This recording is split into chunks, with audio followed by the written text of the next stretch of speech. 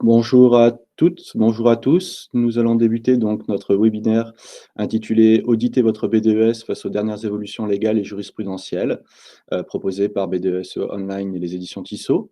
Nous serons ensemble sur une présentation d'à peu près 30 minutes et puis nous prendrons un petit temps de questions-réponses d'à peu près un quart d'heure. N'hésitez pas tout au long de l'intervention à poser vos questions par le biais du chat et puis je prendrai un certain nombre de questions et j'essaierai d'y répondre à l'issue de ma présentation. Niveau organisation, tous les supports qui vous seront présentés vous seront envoyés ensuite par mail. N'hésitez pas aussi à vous abonner à la newsletter BDES Online gratuite. Vous aurez des informations à la fin du support. N'hésitez pas à utiliser cette possibilité qui vous est mise à disposition. Vous allez avoir aussi un petit sondage qui va vous être proposé, au cours de ma présentation. N'hésitez pas à y répondre, aussi. Merci d'avance. Donc moi, je me présente, je suis Olivier Castel, je suis expert en droit du travail et relations sociales. Je travaille maintenant depuis de nombreuses années avec les éditions Tissot et BDES Online, notamment sur les problématiques des relations entre les employeurs et les représentants du personnel et en particulier aussi sur le sujet de, la BDESE. Donc nous allons, aujourd'hui, échanger sur, cette notion d'audit de la B2SE. Aujourd'hui, malheureusement, on va dire, encore beaucoup d'entreprises n'ont pas mis en place, cet outil, obligatoire par la loi, dès lors que vous avez 50 salariés et un comité social et économique mis en place dans l'entreprise. Mais, on constate quand même que un grand nombre d'entreprises commencent à se lancer dans le grand bain et mettre en place cette fameuse BDESE, base de données économiques, sociales et environnementales. Sauf que la mettre en place, l'ouvrir, créer un dossier appelé BDESE, c'est bien. Y mettre quelque chose dedans ensuite, c'est une autre problématique. D'où l'idée aujourd'hui de faire un petit point sur ce que devrait contenir votre base de données économique, sociale et environnementale, les petits pièges, les petites informations issues notamment des évolutions de la loi et les premières réponses données par les juges quant au contenu et au fonctionnement de cette B2SE.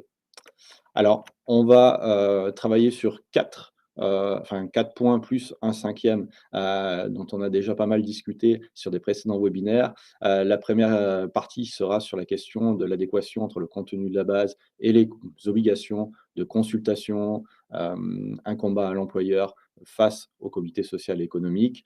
La deuxième partie sera la question des index. On va le voir, il y a pas mal de choses à voir là-dessus, pas mal d'erreurs notamment commises par les entreprises. Ensuite, on travaillera sur la notion des informations confidentielles, puis la question de la mise à jour des droits d'accès, question qui se pose beaucoup avec la grande vague d'élections en ce moment de renouvellement des CSE suite à leur première mise en place en 2018, 2019 pour certaines entreprises. Et puis, on va aussi, à la fin, donc, clôturer par un petit point sur la transformation de la B2S en BDSE, c'est-à-dire la question environnementale, comment l'intégrer dans la BDES traditionnelle dont pouvaient disposer les entreprises déjà. Donc la première partie, on va discuter donc de l'adéquation entre le contenu de la base et les obligations d'information lors des consultations menées par l'employeur. Le principe, il est simple. Quand est-ce qu'on doit mettre à jour sa BDESE? On doit la mettre à jour au moins à 3 occasions, c'est-à-dire lors des 3 consultations récurrentes obligatoires du comité social et économique. Je vous rappelle ces 3 consultations récurrentes obligatoires: politique sociale, orientation stratégique et situation économique et financière de l'entreprise. Lors de ces 3 consultations, l'employeur a l'obligation de mettre à jour un certain nombre d'informations de la base de données économique, sociale et environnementale. Ces 3 consultations, elles peuvent être faites dans n'importe quel ordre. Elles peuvent être faites éventuellement en les combinant en même temps, selon, les accords, conclus dans l'entreprise. Mais elles sont obligatoires, c'est-à-dire qu'il faut les réaliser en principe tous les ans, sauf là encore accord qui viendrait, toucher à cette périodicité. Quelles informations doivent être mises à jour dans la base lors de ces consultations-là? Et qu'est-ce que vous allez devoir vérifier, auditer, pour être sûr que votre base de données économiques, sociales et environnementales est conforme au regard de ces obligations de consultation? Alors, sur la situation économique et financière de l'entreprise, Lorsque vous appliquez ce qu'on appelle le plan supplétif de la base, c'est-à-dire que vous appliquez les tableaux fournis par le Code du travail pour déterminer le contenu de votre base de données économiques, sociales et environnementales, que vous n'avez donc pas créé une base dérogatoire par accord d'entreprise, alors le Code précise dans sa partie réglementaire quelles informations doivent être mises à jour dans cette base. Concrètement, le Code du travail fait état des rubriques à bouger dans votre base de données économiques, sociales et environnementales à l'ouverture de la consultation sur la situation économique et financière de l'entreprise. Alors, vous avez l'investissement matériel et immatériel, vous avez les aides publiques, vous avez les résultats financiers, vous avez la rubrique sur les partenariats, vous avez la rubrique sur les transferts commerciaux et financiers entre les entités du groupe, bien entendu, sous condition que vous appartenez à un groupe. Et puis, notre fameuse dernière rubrique environnement. Donc là, à chaque ouverture d'une consultation sur la situation économique et financière de l'entreprise, comme préalable, vous devez vous assurer que ces différentes thématiques et les rubriques y associées ont été mises à jour par vos soins pour être communiquées ensuite aux représentants du personnel, c'est-à-dire le CSE. Deuxième consultation récurrente obligatoire, la politique sociale de l'entreprise. Là encore, assez simple, dès lors qu'on applique le plan supplétif de la base de données économique, sociale et environnementale, puisque le Code du travail vous liste les rubriques à mettre à jour. Investissement social, égalité professionnelle, rémunération des salariés et des dirigeants, activités sociales et culturelles et environnement. La rubrique activités sociales et culturelles n'étant présente que pour les entreprises de plus de 300 salariés, enfin 300 salariés et plus, dans le Code du travail, les plans supplétifs fournis par le Code du travail.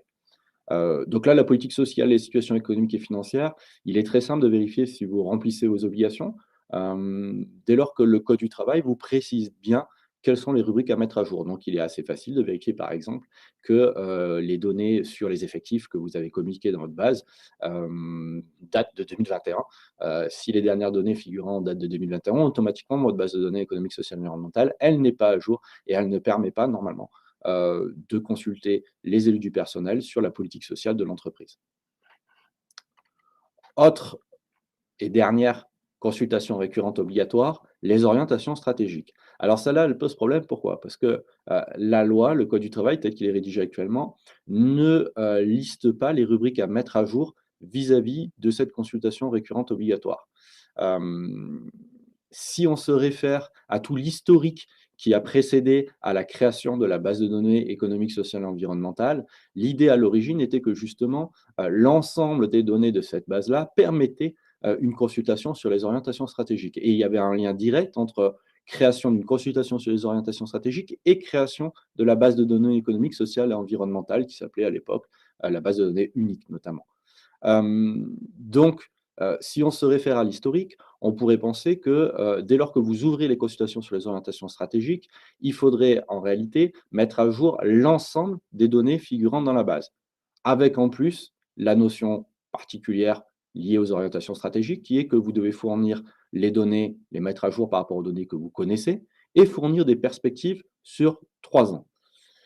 Ça fait un sacré boulot pour les entreprises, notamment les entreprises de 300 et plus, dont le plan supplétif liste un très, très grand nombre d'indicateurs à intégrer dans sa base de données. Ça pose des problèmes puisqu'un certain nombre de données n'ont pas vocation à être liées aux orientations stratégiques de l'entreprise et n'ont pas vocation à donner lieu à des perspectives, par exemple des données sur les rapports de la médecine du travail, les données sur la santé-sécurité de façon plus large. Se pose la question de est-ce qu'il est vraiment nécessaire d'envisager des perspectives et en quoi ces perspectives seraient réellement opportunes si elles sont élaborées par l'employeur dans les 3 ans à venir, pour les 3 ans à venir.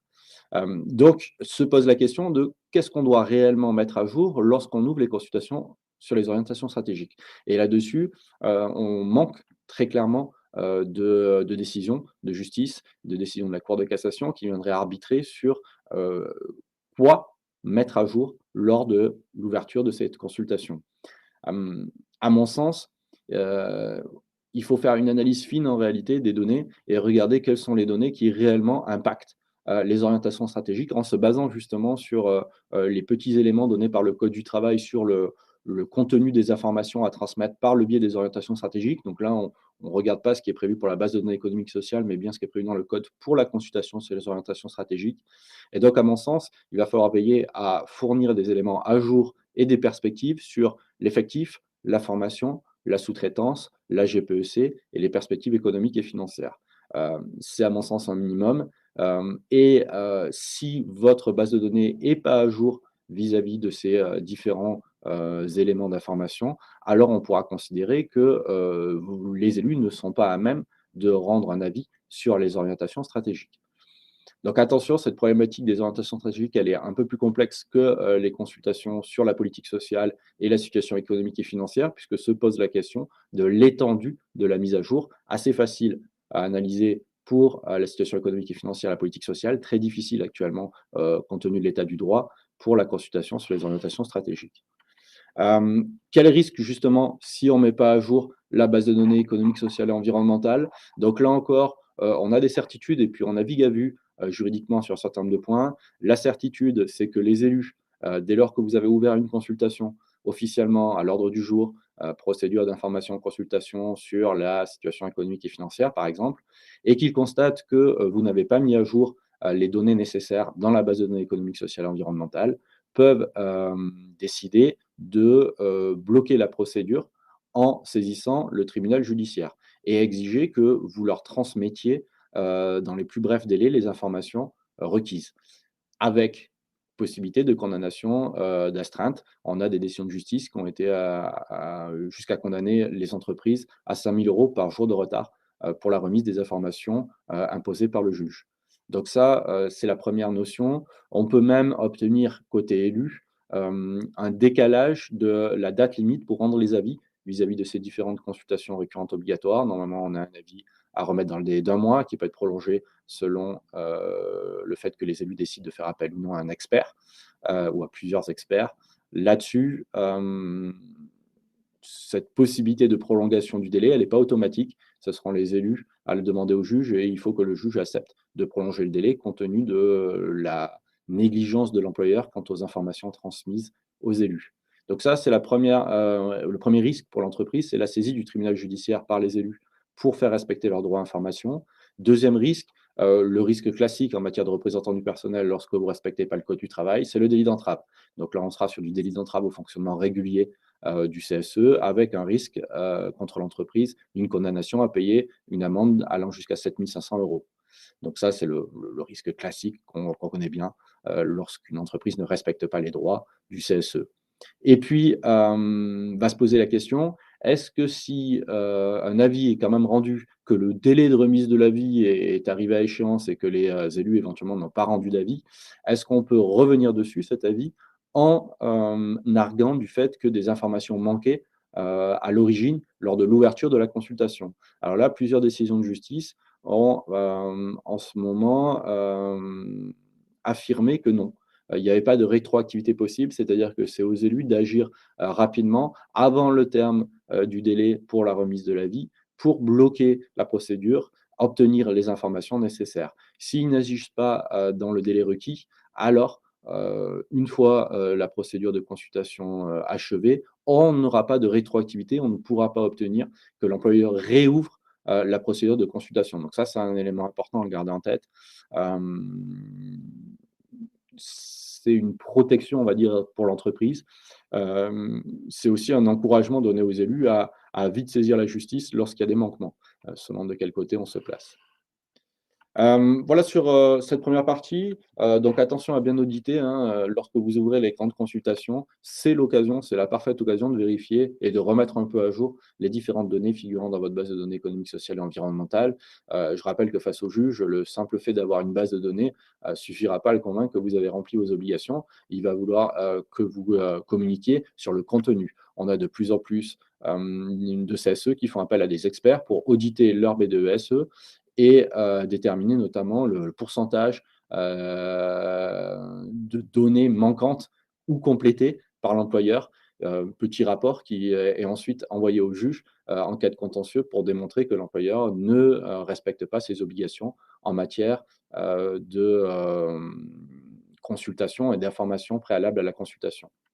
Deuxième partie qu'on va voir ensemble, la notion des index. Alors les index, ils sont aujourd'hui bien connus par les entreprises. On en a un ou deux selon la taille d'entreprise. L'index égalité professionnelle, donc pour toutes les entreprises qui ont une base de données économique, sociale et environnementale, vous êtes contraint de mesurer vos résultats en matière d'égalité professionnelle entre les hommes et les femmes par le biais du fameux index égalité professionnelle. Et puis pour les grosses boîtes de 1000 salariés et plus, vous avez aussi des mesures à réaliser en matière d'écart de représentation entre les cadres dirigeants et les membres des instances, des organes de direction de l'entreprise.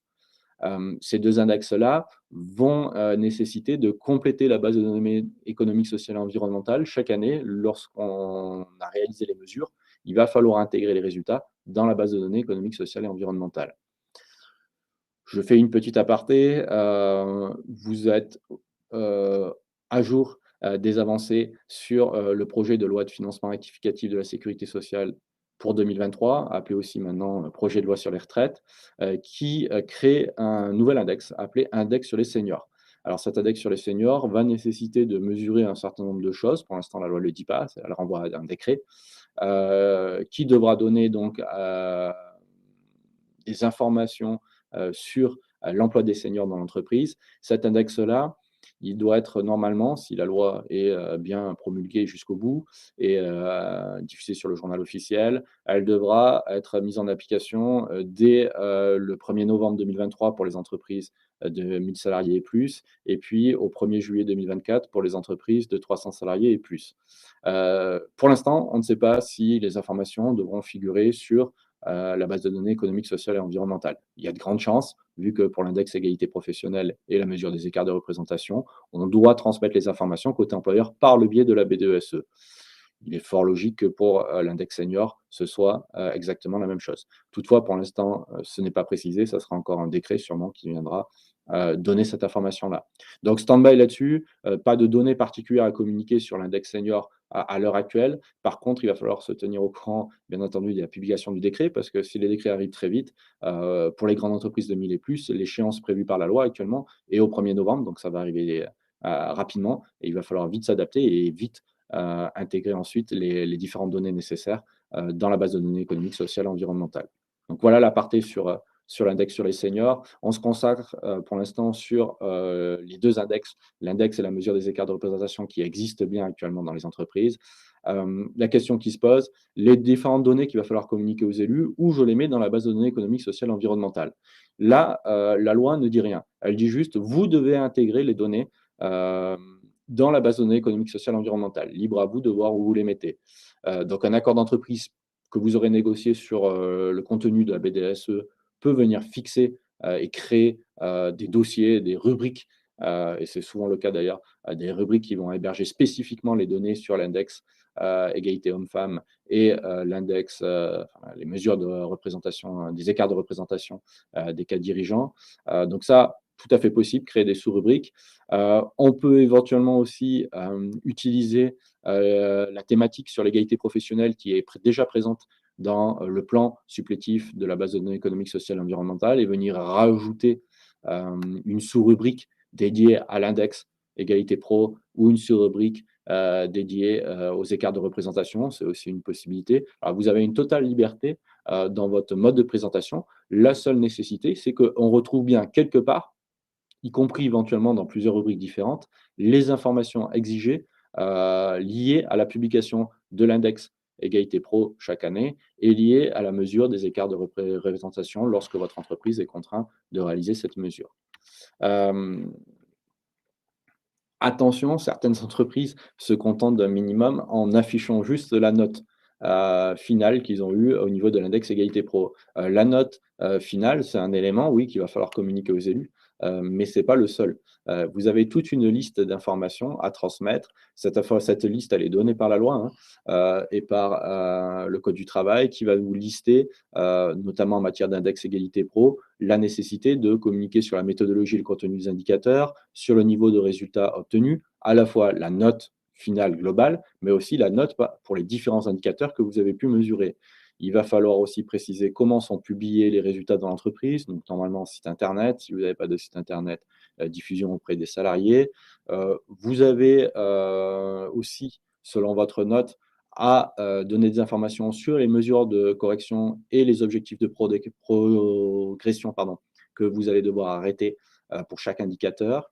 Et puis, si jamais vous n'avez pas pu calculer certains indicateurs, il va falloir expliquer aussi pourquoi.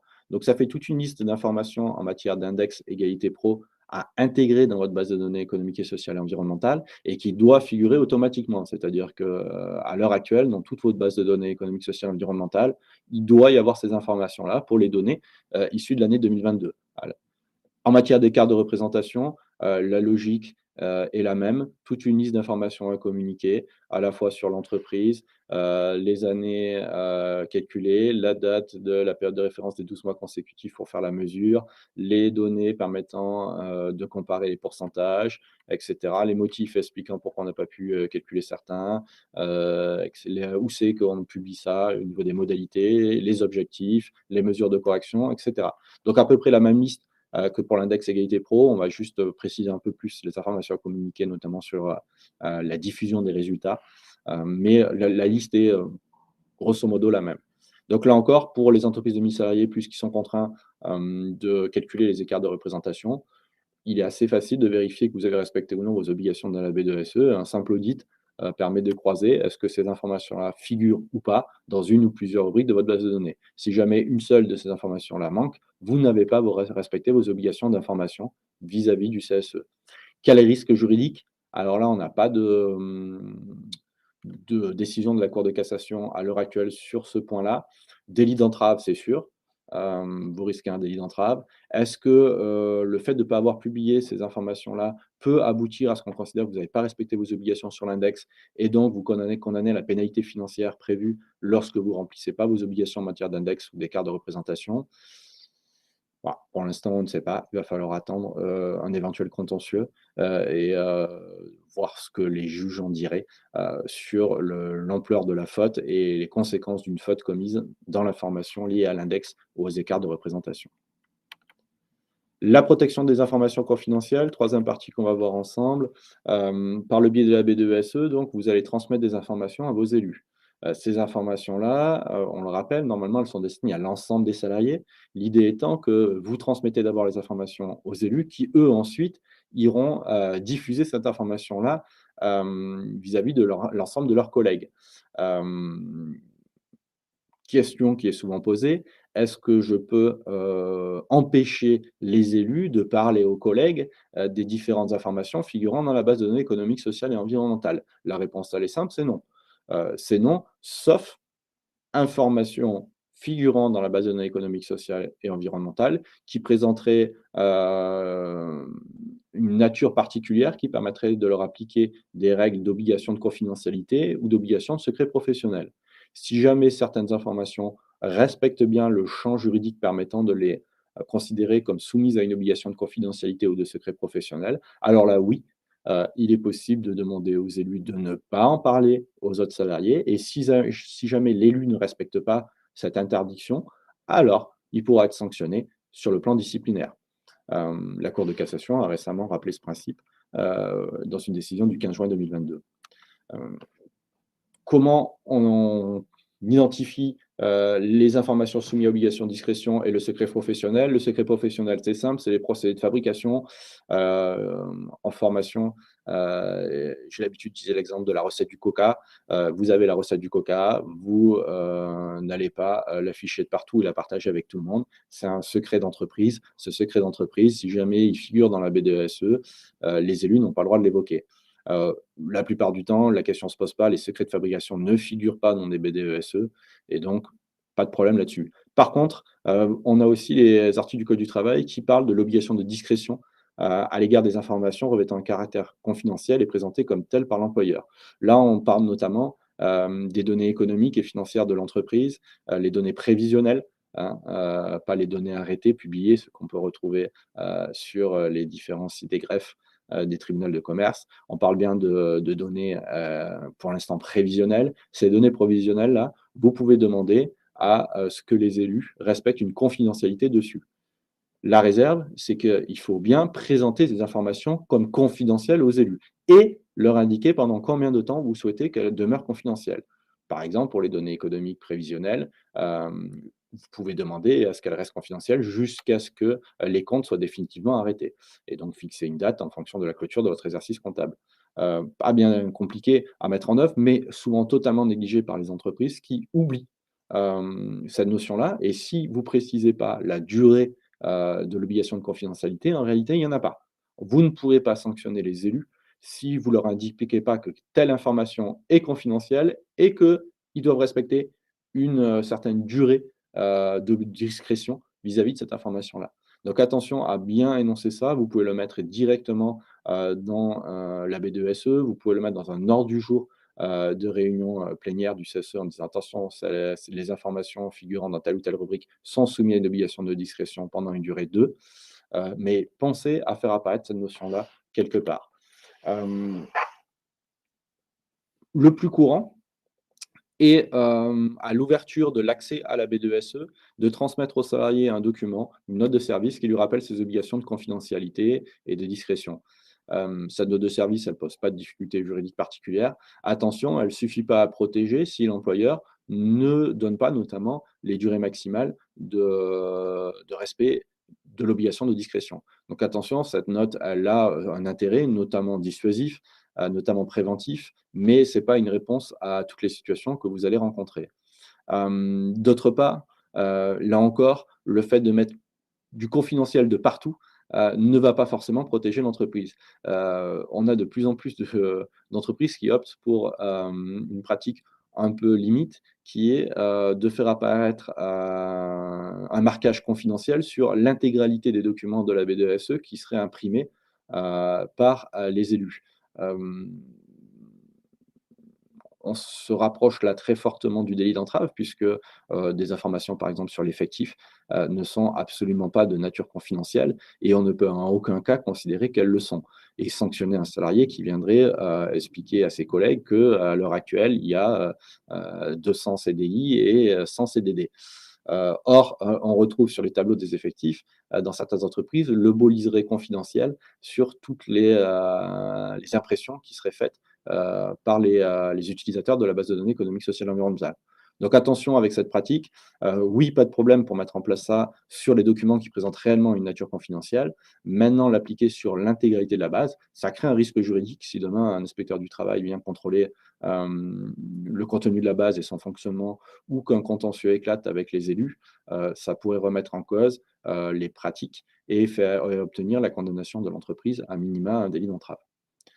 Voilà sur les informations confidentielles. Donc attention, hein, tout n'est pas confidentiel dans une base de données économique et sociale et environnementale. Et en réalité, pas grand-chose ne l'est, voire rien du tout, selon le contenu que vous allez insérer dans cette base.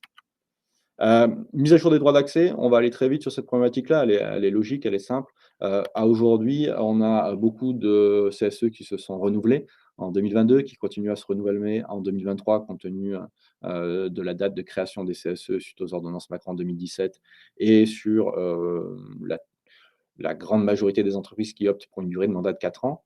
Nouvelle élection, ça veut dire nouveaux membres, ça veut dire nouveaux utilisateurs de la B2SE, nouveaux membres qui souvent se forment et qui donc derrière une formation viennent demander aux entreprises de créer la B2SE et si elle n'a pas été créée, de leur ouvrir des droits d'accès. Quand c'est que vous devrez leur ouvrir des droits d'accès, normalement, c'est dès le moment où ils deviennent élus. Donc le lendemain de leur élection, ils devraient avoir un droit d'accès. La réalité souvent qu'on rencontre, c'est que vous n'ouvrez les droits d'accès côté entreprise que lorsqu'un élu en fait la demande. Par contre, quand il en fait la demande, attention, il va falloir réagir très vite puisque ne pas ouvrir des droits d'accès, c'est un délit d'entrave et ça empêche la réalisation des informations et donc des consultations. Donc, ça peut donner lieu à des actions en justice de la part des élus. Donc il va falloir se dépêcher là-dessus. À qui on donne des droits d'accès? La loi donne une liste, vous pouvez négocier là-dessus, notamment hein, tous les élus titulaires ont un droit d'accès et puis on va pouvoir jouer sur la notion de est-ce qu'on ouvre un droit d'accès ou non pour les élus suppléants, les délégués syndicaux, les RSCE, les représentants de proximité, les experts, les membres des commissions, etc. Attention, à minima, hein, élus titulaires, délégués syndicaux, représentants syndicaux au CSE, c'est droit d'accès automatique, ouvert. Donc ça, c'est à vous normalement de le faire, ce n'est pas aux utilisateurs, potentiels utilisateurs de le demander. Et il faut réagir vite.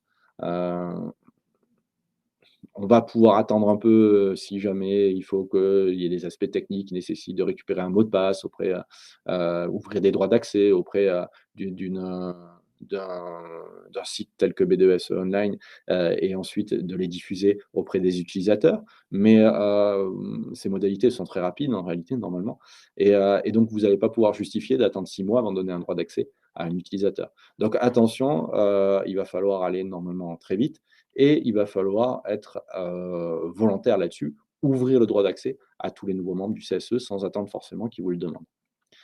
Peu importe ensuite qu'ils l'utilisent ou pas. On constate, que très peu d'élus utilisent réellement, ces droits d'accès, mais ça, c'est pas votre problème côté entreprise. Vous devez l'ouvrir, après charge à eux d'utiliser, de se connecter ou pas. La question de la mise à jour, elle était rapide. La question de la transformation de la B2SE, enfin de la B2S en B2SE, elle pourrait donner à plus d'échanges. Je rappelle que normalement, depuis le 25 août 2021, la BDES est devenue BDES-E. Et donc, on doit normalement, désormais, parler environnement, conséquences, sur l'environnement des activités de l'entreprise dans la B2SE en fournissant un certain nombre de données, avec des thématiques qui ont été arrêtées par un décret qui change le plan supplétif de la B2S en le transformant en B2SE et en donnant toute une liste d'informations dans 3 sous-rubriques dédiées à l'environnement. Euh, une analyse récente diffusée en février vient démontrer qu'au moins 60% des entreprises n'ont toujours pas intégré dans leur BDES à date la dimension environnementale. Là encore, attention, hein, si vous ne diffusez pas les informations sur l'environnement, les élus peuvent bloquer les consultations, qu'elles soient sur les orientations stratégiques, sur la situation économique et financière, sur la politique sociale. Les données environnementales doivent figurer dans la B2SE. Et si vous ne mettez pas à jour les données, si vous ne les avez pas intégrées et si vous ne les avez pas mis à jour, ça peut conduire les élus à obtenir un blocage de la consultation et une condamnation éventuellement de l'entreprise à vous verser des astreintes, enfin à verser aux élus des astreintes. Au passage, hein, depuis le 1er janvier 2023, pour certaines entreprises qui ont plus de 500 salariés et un bilan de 100 millions d'euros minimum, vous devriez avoir mis à jour automatiquement votre BDES. Pourquoi? Parce que une information qui devait figurer, c'est-à-dire le bilan des émissions de gaz à effet de serre, a changé. Ce bilan-là, pour ces entreprises-là, doit désormais être plus large. Et donc, automatiquement, toute consultation ouverte à partir du 1er janvier 2023 doit donner lieu à la mise à jour des informations figurant sur votre bilan GES pour ces entreprises, en intégrant désormais ce bilan GES complet. On parle de scope 1, 2, 3, c'est-à-dire le champ des émissions à mesurer. Donc là, attention pour toutes les grosses boîtes, hein, 500 millions, 500 salariés, pardon, et 100 millions au niveau du bilan. Vous êtes censé, toute consultation récurrente obligatoire ouverte à partir du 1er janvier 2023, d'en profiter pour insérer ce nouveau bilan dans votre base de données économique, sociale et environnementale. Pour conclure donc cette petite présentation et avant de regarder un peu les principales questions que vous m'avez posées, il va falloir suivre votre base de données économique, sociale et environnementale. C'est souvent un constat qu'on fait lorsqu'on est amené à auditer des bases. Les éditions Tissot et BDS Online vous proposent un accompagnement justement à l'audit de votre base. N'hésitez pas à aller voir sur le site BDS Online les différentes offres qu'on fait là-dessus. Lorsqu'on réalise ces missions-là, on constate souvent qu'on a mis un jour la B2SE, on est venu de temps en temps compléter des choses à droite, à gauche. Certains RH sont venus déposer un certain nombre d'informations, mais il n'y a aucune continuité et pas une grosse logique dans les mises à jour des données. Donc attention, il faut s'astreindre à une certaine discipline là-dessus. Si on veut respecter les obligations et limiter au maximum le risque juridique, ça nécessite de très régulièrement revoir le contenu à l'ouverture au moins des 3 consultations récurrentes, revoir le contenu lorsqu'on publie les différents index et faire attention aux différentes évolutions législatives qui peuvent intervenir. L'exemple type étant la dimension environnementale qui a été rajoutée à la B2SE et qui a nécessité pour les entreprises de revoir un certain nombre de choses. L'index senior sera peut-être l'occasion de revoir un certain nombre de choses. Un accord national interprofessionnel qui a été conclu récemment sur le partage de la valeur a aussi demandé à ce que les entreprises intègrent certaines données en plus dans la BDS online, qui est une déclaration particulière sur la fiscalité dans l'entreprise lorsqu'elle travaille dans plusieurs pays. Donc ça, typiquement, voilà, c'est un texte qui tombe et qui vient créer une nouvelle obligation pour les employeurs en matière de contenu sur la BDES. Donc attention à suivre bien les évolutions. N'hésitez pas à utiliser justement la newsletter qui est proposée par des BDS Online pour vous tenir à jour et ne pas rater les différents changements obligatoires sur votre base de données. Je vous remercie pour votre présence. On va discuter et échanger sur les différentes questions que vous avez posées au niveau du chat. Je vais en prendre en compte. Je vais essayer d'en traiter un maximum dans le temps imparti. On a une dizaine de minutes pour cela. Je vais regarder ça tout de suite.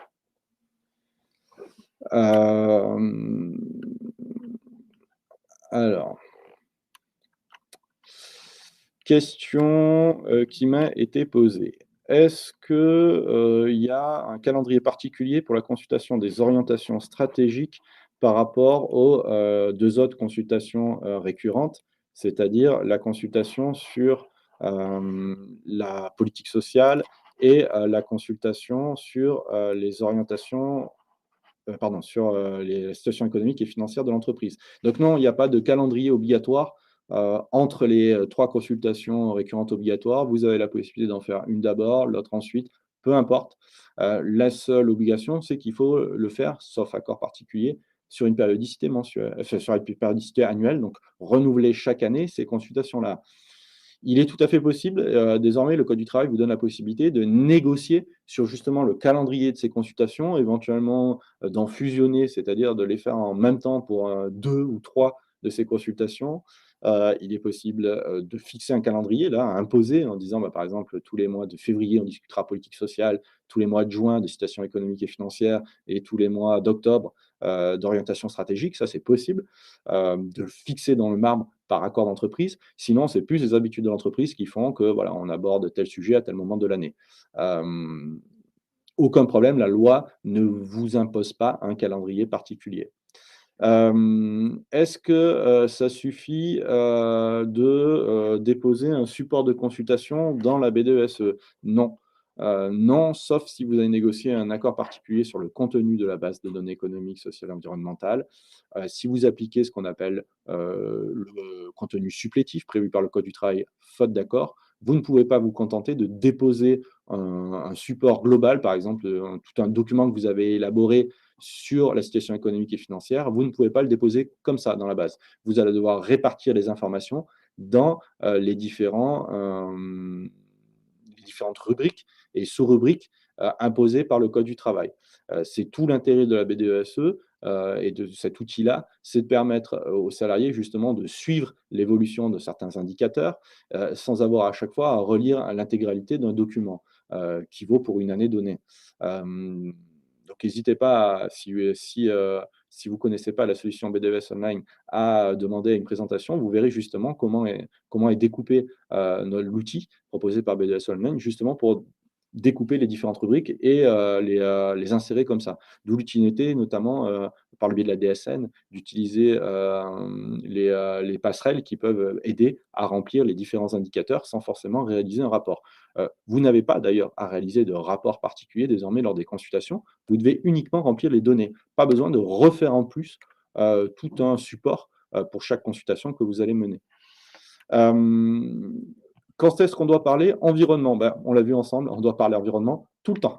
Désormais, vous ne pouvez pas vous rater. À toutes les consultations, vous devez aborder la question environnement. Là-dessus, je ne peux pas faire plus clair. Qu'est-ce qu'on fait si jamais on crée la BDESE désormais en 2023 par exemple? Est-ce qu'on doit faire une rétroactivité des données? À mon sens, non. Sauf dans la situation où votre société serait signe une fusion de sociétés qui auraient déjà en place précédemment des BDESE avec des données remontant à un certain nombre d'années. Alors là, oui, il va falloir se poser la question de comment le créer et intégrer, les données, des années précédentes. En tout cas, laisser un accès encore, aux élus pour les données, figurant dans le précédent BDESE. On a, des décisions de justice là-dessus, qui peuvent nous éclairer sur le fonctionnement. Par contre, voilà, vous démarrez sur une année donnée, vous allez donner les informations sur 2023 et puis ensuite vous allez les garder et vous allez donner les informations sur 2024 et il y aura les informations 2023, puis 2025 avec les informations sur 2024 et 2023 et à partir de 2026, vous pourrez faire sauter les informations de 2023 parce que ça sera des informations de 3 années précédentes et on doit faire que 2 années précédentes, au niveau de l'historique. Donc l'année en cours plus les 2 années précédentes. Qu'est-ce que je vais pouvoir, essayer de vous donner comme information aussi?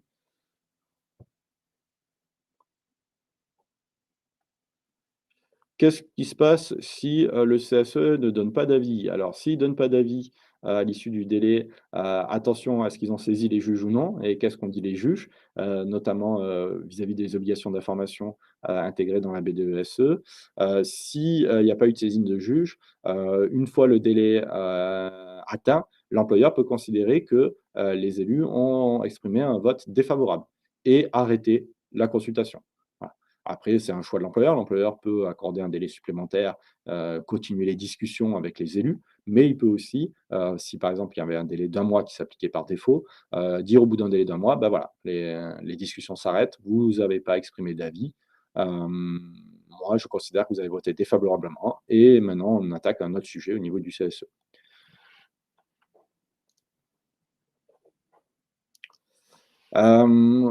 Question intéressante. Est-ce que les élus peuvent-ils refuser, de, lire les informations que vous transmettez si elles ne sont pas transmises par le biais d'une BDESE? Tout à fait, tout à fait. Vous avez l'obligation de transmettre les informations par un vecteur qui est la base de données économique, sociale et environnementale. Point. C'est tout. Et on ne peut pas négocier le fait de ne pas avoir de BDSE. Vous pouvez négocier le contenu, le plan, la façon de présenter, de dire que vous, découpez pas sur des tonnes de rubriques, mais que vous utilisez, juste la possibilité de déposer des documents sur certaines thématiques. Voilà, vous pouvez faire pas mal de choses au niveau des accords. N'hésitez pas à voir, les différentes études et analyses qu'on a pu, diffuser au niveau de BDS Online et des éditions de Tissot sur ce sujet-là. Mais, vous ne pouvez pas vous contenter de dire: «Bah, moi, je n'applique pas de BDSE, ça ne m'intéresse pas et je me contente de vous donner des informations écrites au fur et à mesure sur chaque consultation». Et donc les élus peuvent parfaitement considérer que vous n'avez pas rempli votre obligation d'information et attaquer en justice pour obtenir que vous mettiez en place cette BDESE et que vous leur transmettiez les différentes informations par le biais de la BDESE. Alors, on va considérer que tout ce que vous avez transmis hors BDESE n'existe pas lorsqu'on est sur les consultations récurrentes obligatoires, du CSE et lorsqu'on est, par exemple, sur la remise des informations sur l'index égalité, hommes-femmes. Donc attention, hein, on est bien sur quelque chose qui est obligatoire dès lors que vous avez 50 salariés, hein, et que vous avez un CSE. Autre donnée, si, j'ouvre une consultation sur la situation économique et financière, est-ce que, les données à transmettre, pour l'année en cours sont, sur l'année précédente ou sur l'année justement en cours? Ah bah, tout dépend, bien entendu des thématiques et de la date à laquelle vous allez ouvrir vos consultations. Hem, on est, sur des données qui peuvent être mensuelles ou annuelles selon ce que demande, la BDESE et le plan supplétif ou ce que vous avez prévu dans votre accord. Donc vous allez donner les dernières informations remontées à jour. Donc sur les données financières, par exemple, arrêtées, vous allez donner les données financières qui ont été arrêtées et connues, par vos soins. Donc si vous faites, vous ouvrez une consultation sur la situation économique et financière, sur, le mois de juin 2023, bah, vous n'aurez pas les comptes arrêtés 2023. Vous aurez, sûrement les comptes arrêtés 2022, en fonction de votre exercice comptable. Donc voilà l'idée. Il y a pas vous risquez pas de sanctions là-dessus parce que vous avez fourni, pas forcément les informations de la dernière date. L'idée, c'est que vous avez fourni les dernières informations connues, par vos soins, arrêtées et que vous pouvez communiquer aux élus. Sachant que si vous avez des informations qui ne sont pas encore définitives, vous pouvez les communiquer aussi en indiquant que c'est des données prévisionnelles, en demandant par exemple de la confidentialité là-dessus. Si jamais il y a un contentieux, ce que les juges vont demander, c'est est-ce que oui ou non, vous avez des informations qui permettent à vos élus de déterminer, la réalité de l'entreprise en matière de politique sociale, situation économique et financière et orientation stratégique. Voilà l'idée, et notamment voir le suivi année sur année. Donc il va falloir garder la même périodicité. Si vous avez l'habitude de transmettre toutes les informations, par exemple, en février, arrêter, sur l'année précédente au 31 décembre, pourquoi pas? Mais il va falloir à chaque fois garder, cette méthode de présentation pour que les, élus puissent suivre, les différentes données que vous communiquez sur les différentes années, évolution année par année. On va essayer de prendre une dernière question. La durée de confidentialité, est-ce qu'on peut mettre une durée indéterminée? Non. Non, parce qu'il y a aucune information qui a durée indéterminée, sauf, les secrets de fabrication. Hors secret de fabrication, bah, toutes les informations que vous allez donner, elles ont une durée limitée dans le temps. Les données financières, dès qu'il y a la diffusion des comptes, elles seront arrêtées. Le prévisionnel, de chiffre d'affaires, aussi. Les éventuelles informations que vous communiqueriez sur, des rapprochements en cours avec des sociétés et cetera, là encore, vous allez pouvoir fixer une date limite en fonction, de l'avancée des discussions que vous pouvez avoir avec ces sociétés-là. Donc non, à mon sens, mettre une durée indéterminée reviendrait à une entrave, au droit d'information, des élus vis-à-vis des salariés. Alors si vous avez des exemples précis, hésitez pas, mais j'ai du mal à voir dans quelle situation on ne serait pas sur du délit d'entrave. Je vous remercie pour, toutes ces questions. J'essaie d'en répondre à un certain nombre. On essaiera, et on va, faire un un petit document, un petit livre blanc suite à cette intervention-là où, j'essaierai de répondre aux autres questions que j'ai pas pu aborder, par écrit, lors de cette intervention de façon collective. Un livre blanc qui sera mis à votre disposition. Je vous souhaite un très bon appétit et puis, de vous retrouver sur un prochain webinaire. On en propose assez régulièrement, par le biais, des éditions Tissot et de BDS Online. Donc, à très bientôt et bon appétit. Merci, au revoir.